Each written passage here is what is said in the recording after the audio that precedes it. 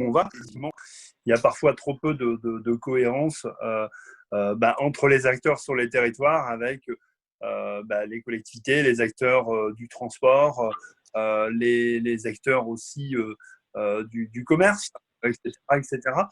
Donc, je vais. Et alors, juste Moad, je vois qu'il y a beaucoup de gens qui Je t'en prie. parole.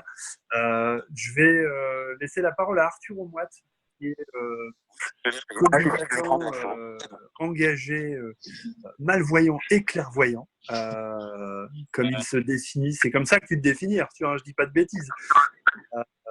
Mais du coup, voilà, ça, tu voulais intervenir. Bon, nous, on se connaît un petit peu, Arthur. Mais du coup, vas-y, je te laisse la parole. Bonjour Nicolas, bonjour tout le monde. Merci beaucoup d'avoir accepté ma participation orale. Alors, je ne sais pas d'ailleurs si vous me voyez, si vous souhaitez que j'active ma caméra ou non. C'est possible. Est-ce que vous m'entendez ? C'est bon, on t'entend, Arthur, tu peux y aller. D'accord, bon, bah, c'est parfait. Je me permets d'intervenir, effectivement. Alors, je suis tout à fait en accord sur le fait qu'il faut qu'il y ait des personnes handicapées qui siègent au sein des conseils communaux, que ce soit des élus pour que ces personnes puissent devenir visibles, puissent aussi participer activement à l'observatoire sur le terrain, justement, de cette mise en application de la loi du 11 février 2005.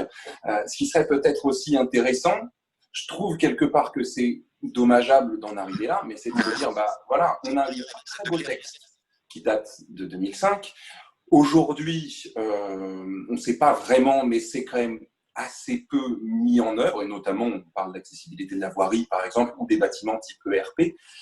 Ce serait intéressant de se dire, ouais, mais au-delà d'un texte et d'un joli texte politique qui prend des engagements, c'est peut-être aussi se dire, si ça n'est pas fait, il y a peut-être des sanctions.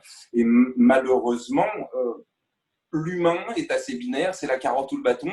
Le français est un spécimen qui ne déroge pas à cette règle-là. Et on l'a vu à l'instar de ce qui s'est passé pendant le confinement.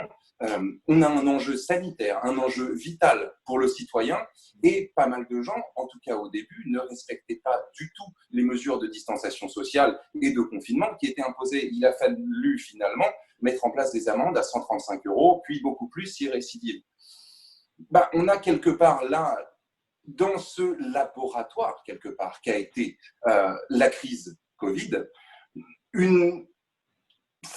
ça devient très clair, finalement. Malheureusement, c'est aussi partie prenante de l'application que la sanction si la personne ne respecte pas. Donc, peut-être faire effectivement un état des lieux et puis faire appliquer ces sanctions. Peut-être que ces sanctions financières pourraient atterrir dans un fonds tel la GFIP qui gère aujourd'hui finalement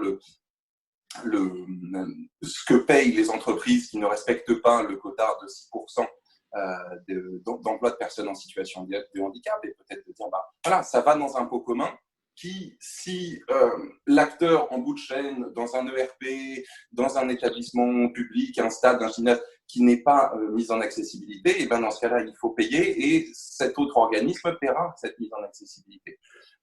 Malheureusement, je pense qu'il faut aussi savoir faire respecter et avoir des sanctions. C'est important de le rappeler. Je te remercie, Arthur, parce qu'effectivement, on aura beau inciter et dire qu'il faut le faire. Je pense qu'à un moment donné, oui, on a aussi besoin de rappeler que